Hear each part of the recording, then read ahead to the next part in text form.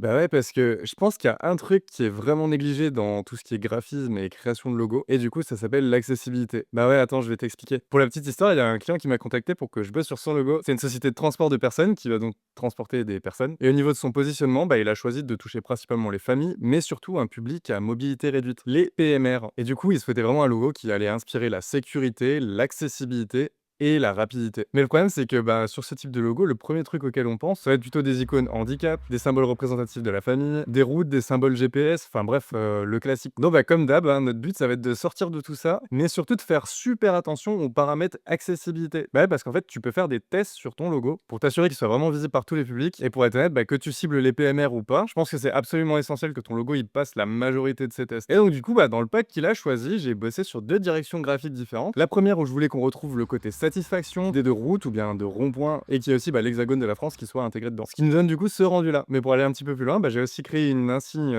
très différente. En fait, je suis parti sur un animal qui symbolise la liberté et la rapidité, qui est le colibri. Et ça, du coup, c'est la photo initiale. Et quand tu travailles avec des formes parfaites, bah, en fait, ça te donne ce rendu-là. Tu serais parti sur le concept 1 ou le concept 2? Parce que du coup, bah, le client, il a choisi le concept 1. Il voulait quelque chose de beaucoup plus classique, d'abstrait, et du coup, bah, ça collait parfaitement à son besoin.